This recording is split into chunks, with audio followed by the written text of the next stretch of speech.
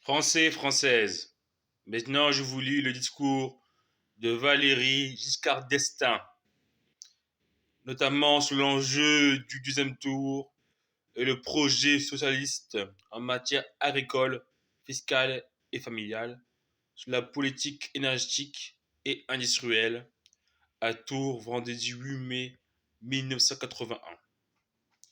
Mes chers amis de Tours et de Touraine, et aussi des départements voisins, qui sont venus pour cette réunion de ce soir, l'avant-dernière réunion de ma campagne. Elle n'était d'ailleurs pas prévue au programme et c'est à l'invitation des élus de votre département et en même temps pour répondre à une tradition qui me fait venir, vous le savez, très souvent chez vous, que j'ai pensé que cette campagne ne pouvait pas se terminer sans une réunion à Tours. Je suis heureux d'y être accueilli par l'ensemble des parlementaires de la majorité de l'Indre et Loire. J'aperçois de Loire-et-Cher, il y a aussi la Sarthe. Et je regarde, si je n'oublie personne, il y a également un élu de l'Indre et du Loiret.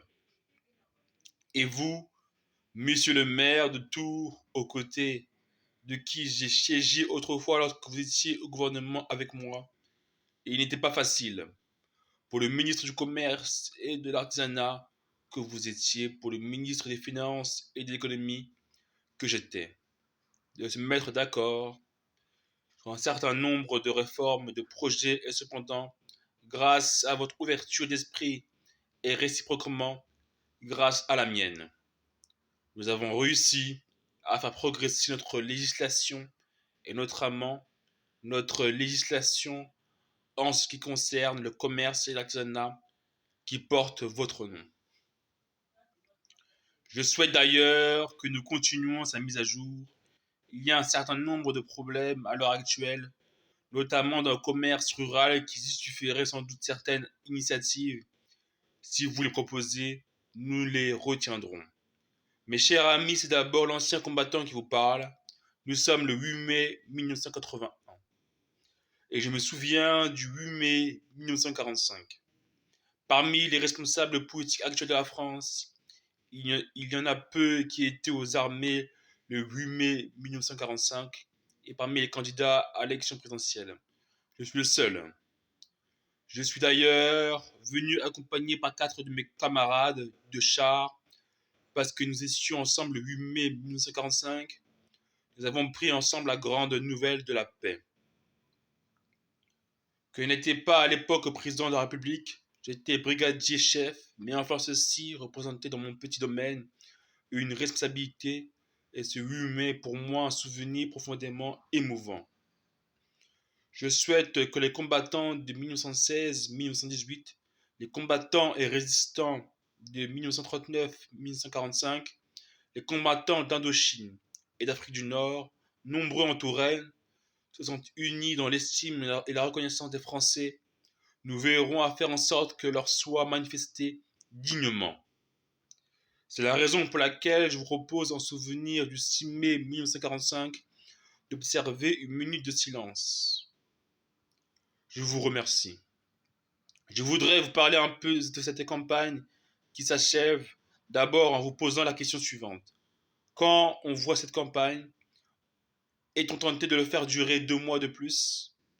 Et ne pensez-vous pas qu'elle a déjà suffisamment duré pour éclairer le choix des Français et des Françaises? C'est pourquoi je souhaite que dimanche soir, vous terminiez cette campagne par un choix qui permette à la France de redémarrer aussitôt ses diverses activités et sa vie nationale.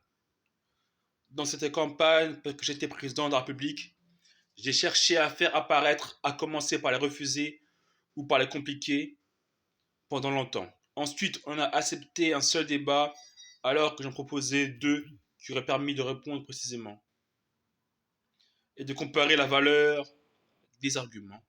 Et tout à coup, 48 heures après, on retrouve la mémoire. La mémoire, pourquoi faire? Pour perdre son sang-froid et pour en venir à l'insulte. Confirmant ainsi le vieil adage, il n'y a que la vérité qui blesse. Ce n'est pas comme cela qu'on gouverne un grand pays. Et où est donc la force tranquille? Les insultes ne sont dignes ni d'un président ni d'un candidat à la présidence. C'est pourquoi je ne répondrai pas. Et par contre, je vous confirmerai ce que j'ai dit publiquement. Et puisque j'ai accepté démocratiquement qu'on me juge sur mes actes, pourquoi mon concurrent n'accepte-t-il pas au moins qu'on le juge sur les écrits qu'il a signés? Je savais que Tours était la ville la plus sportive de France. Je découvre aussi qu'elle est la plus musicale et la plus spirituelle. J'ai apporté ici le livre que j'avais sur ma table pendant le débat télévisé, le mien. Il est un peu, il est un peu écorné. Vous pouvez le vérifier. Et avec les annotations que j'avais mises à moi-même pour ce débat télévisé, afin de retrouver les pages. Vous vous souvenez que j'ai montré ce livre pendant le débat. Vous vous souvenez que mon adversaire ne l'a nullement récusé. Il a écrit dans l'ouvrage qu'il a fait paraître à l'automne dernier qu'un président socialiste, je cite, devrait, dans les 3 mois, indiquer la manière dont il entendrait mettre en œuvre le projet socialiste que je vais vous lire. Je vous citerai simplement le cas de 2 catégories. J'ai réservé le cas de la médecine et de la pharmacie pour Bordeaux, mais j'aurais pu les traiter aussi à Tours. L'agriculture, notre agriculture, Tourangelle, l'agriculture du Loir-et-Cher, que j'aperçois là-bas, et de la Beauce. Nous connaissons chacun les débats sur les problèmes de propriété foncière. On les connaît au moment des remerciements, non, des remembrements ou au moment des échanges. Voilà ce qu'on propose. La maîtrise, la garantie de la terre, outil de travail. La terre sera protégée contre la spéculation foncière par la mise en œuvre d'une politique reposant sur la création d'offices fonciers chargés d'assurer une meilleure répartition et utilisation du sol. Voilà ce qui attend les agriculteurs. Deuxième citation. La fiscalité. Tour.